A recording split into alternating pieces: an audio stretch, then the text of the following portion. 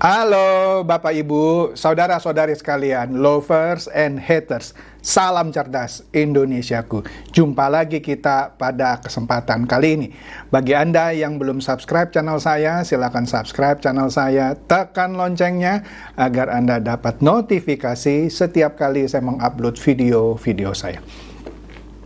Oke, pada kali ini saya akan membahas bagaimana caranya kalau Anda misalnya punya anak atau family yang Anda akan berikan warisan kalau Anda meninggal, atau kebalikannya, Anda adalah anak muda yang kemungkinan dapat warisan dari orang tua Anda. Jadi ada dua kemungkinan ya.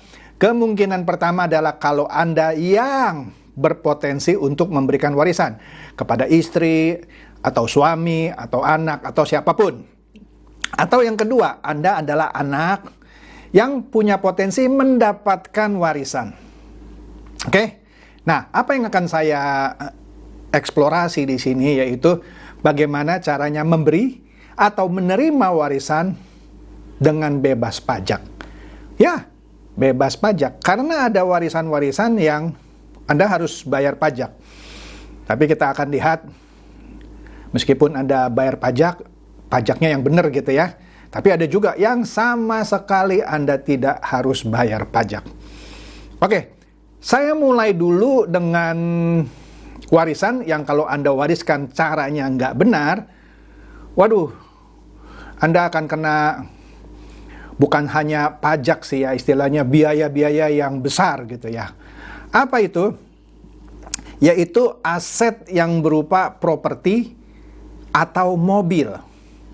Properti atau mobil. Kalau properti Anda di Mekarta sih ya susah lah, mau diwariskan juga udah nggak ada harganya, barangnya belum jadi. Ini kita bicara properti yang sudah jadi, yang Anda mau wariskan ke anak Anda, istri Anda, atau siapapun ya.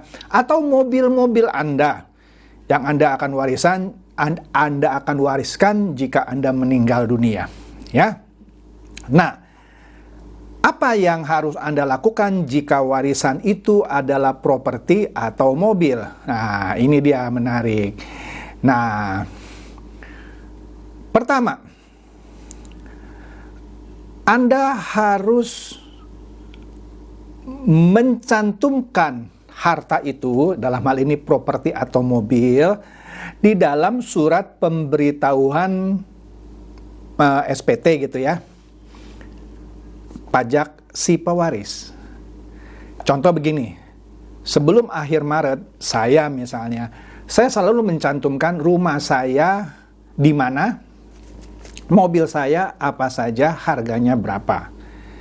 Itu maksudnya mencantumkan harta itu di dalam surat pemberitahuan pajak saya sebagai calon pewaris. Oke? Tapi kalau itu tidak saya cantumkan, waduh, itu akan jadi masalah gitu ya. Nanti si anak kita atau istri kita atau suami kita, kan bisa bolak-balik ya, menerima bangunan, tanah atau mobil itu dari mana ini? Oh, dari suami saya atau dari istri saya. Loh, dia nggak pernah mencantumkan kok di SPT-nya. Nah di situ Anda akan dapat masalah. Jadi syaratnya itu sudah dilaporkan di surat pemberitahuan pajak tahunan, SPT ya. Nah, bukan kedua sih, masih tetap di properti dan mobil. Properti ini bisa tanah dan bangunan atau apartemen, apapun gitu ya. Kalau Anda ingin mewariskan tadi itu, properti atau kendaraan, maka si ahli waris, penerima waris, dia harus siap-siap. Nah, ini pasti keluar biaya lah. Di sini yang ini tidak gratisan ini ya. Mohon maaf gitu ya. Biaya balik nama. Iyalah, misalkan dulu rumahnya milik si ayahnya. Ketika ayahnya meninggal, diwariskan ke si anak. Nah, anak ini harus balik nama. Diajukan balik namanya itu atas dasar meninggalnya si orang tua dan si anak yang menerima warisan. Maka dia balik nama. Nah, ketika dia balik nama, itu ada biaya. Anda harus bayar itu ke notaris.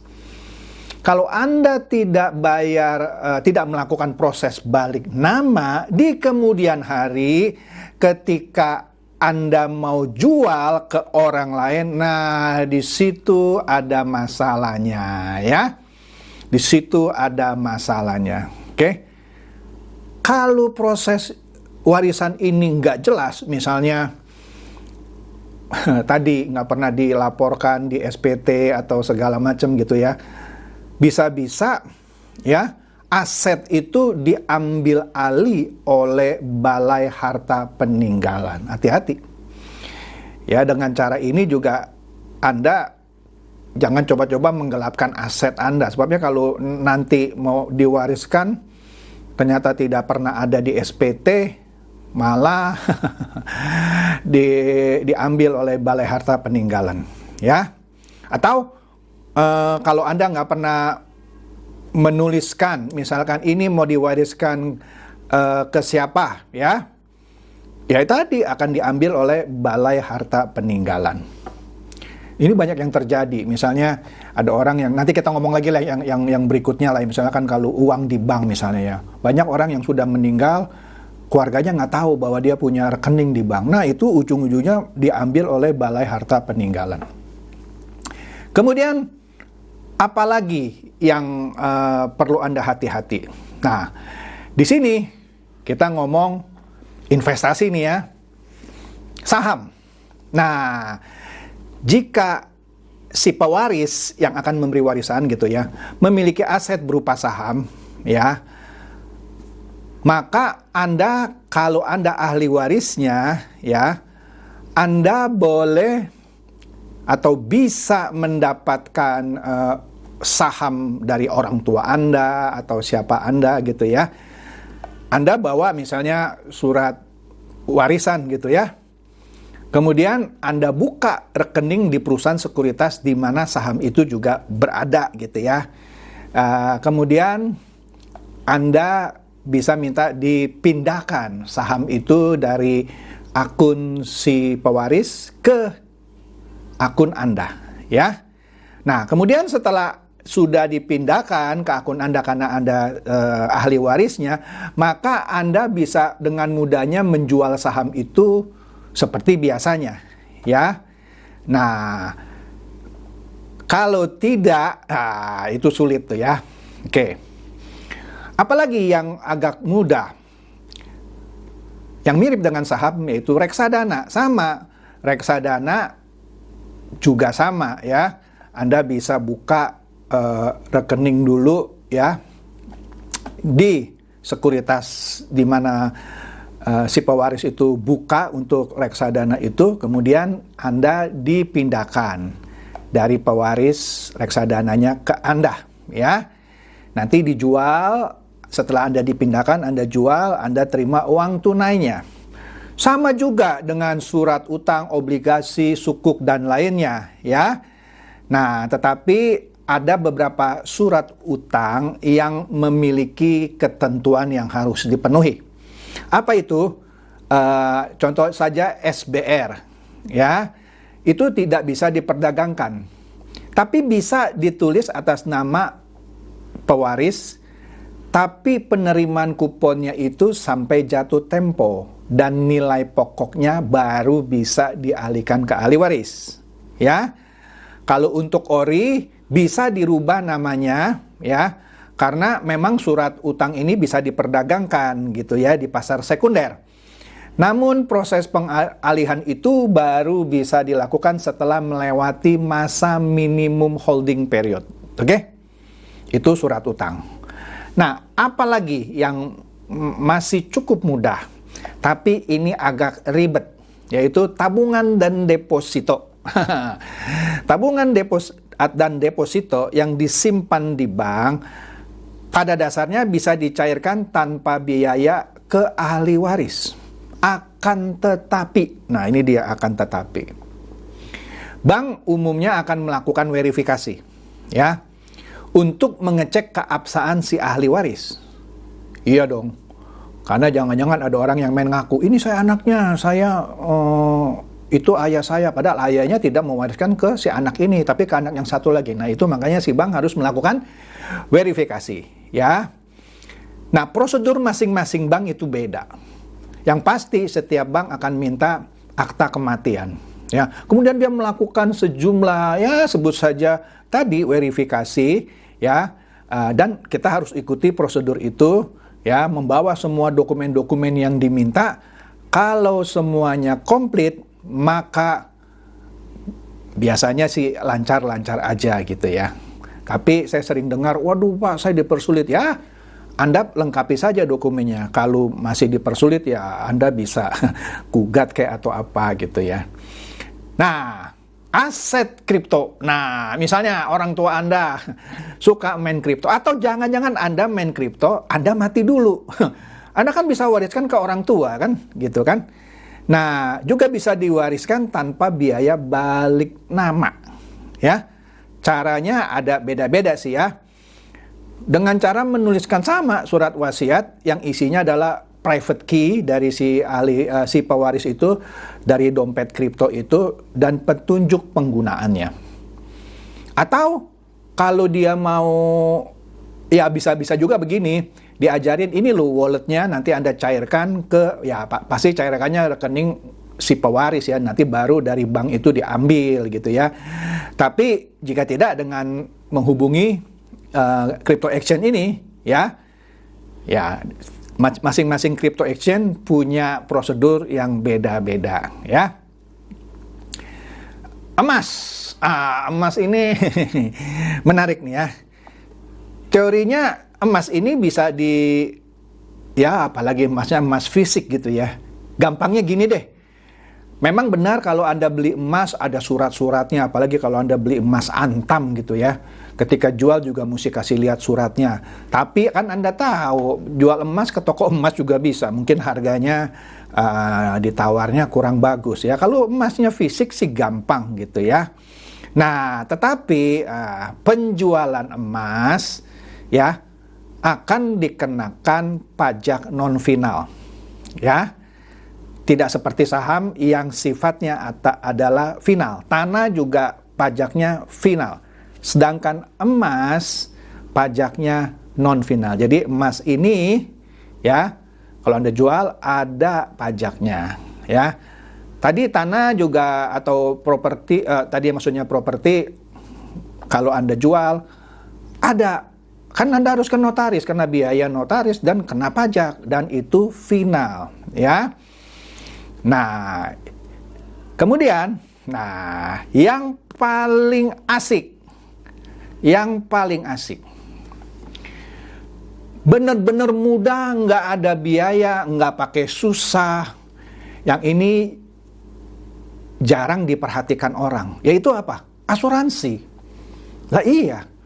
Biasanya asuransi, Anda bisa beli asuransi jiwa atau asuransi kesehatan yang di dalamnya juga ada asuransi jiwanya. Biasanya setiap asuransi kesehatan pasti ada komponen asuransi jiwanya. Atau Anda beli asuransi jiwanya. Maksud saya beli asuransi jiwa saja. Nah, ketika Anda beli asuransi itu, Anda kan menyebutkan siapa saja ahli warisnya. Bisa istri Anda atau suami Anda, anak Anda, persentasenya berapa. Dan jangan lupa Anda kasih tahu nih ahli waris Anda, kalau saya meninggal nih, polisnya ini, cairkan ya. Itu mesti dikasih tahu. Kalau Anda nggak kasih tahu, nanti famili Anda atau keluarga Anda nggak tahu bahwa Anda punya asuransi jiwa. Sehingga meninggal nggak bisa diklaim itu, ya. Nah, itulah yang paling mudah sekali kalau asuransi. Enggak pakai pusing-pusing gitu ya. Ya, tetap sih ketika Anda mengklaim warisan itu dalam bentuk nilai tunai ya kan, kalau asuransi itu disebutkan Anda diasuransikan untuk berapa, misalnya diasuransikan atas 10 miliar. Kemudian 10 miliarnya dibagi ke berapa orang, berapa persen. Tinggal bawa akta kematian saja, bawa buku polis aslinya, ajukan, ya nanti Anda tunggulah, tergantung asuransinya. Ya, plus minus biasa setahu saya 14 hari kerja. Kemudian dicairkan ke masing-masing penerima atau si ahli warisnya. Kalau asuransi, menurut saya itu yang paling mudah. Nggak ada pajaknya sama sekali. Karena itu memang sudah dijamin oleh undang-undang. Jadi itu saja bagaimana cara memberi dan menerima, bukan asuransi, memberi dan menerima warisan tanpa bayar pajak. Meskipun tadi beberapa ada yang Anda harus bayar pajaknya. Ada yang final seperti warisan berbentuk properti atau tanah atau bangunan. Dan yang non-final seperti emas. Nah, ketika Anda menerima warisan dalam bentuk properti atau mobil yang saya sebutkan di awal, Anda harus balik nama, ada biaya juga gitu ya. Satu tambahan. Untuk warisan dalam bentuk properti, Anda supaya tidak kena pajak, Anda harus urus juga yang namanya surat keterangan bebas pajak penghasilan. Jadi ketika Anda menerima warisan rumah, ya, Anda tetap harus mengurus surat keterangan bebas pajak, ya. Panjang lah ya kalau saya ceritakan detail di sini. Biasanya surat keterangan bebas pajak itu harus dikeluarkan dalam waktu 3 hari setelah Anda ajukan. Ada formulir lah yang Anda harus isi. Kalau 3 hari Anda tidak mendapatkan surat keterangan bebas pajak penghasilan, Anda dianggap bebas pajak. Dalam waktu 2 hari, kepala kantor pajak harus menerbitkan sebuah surat.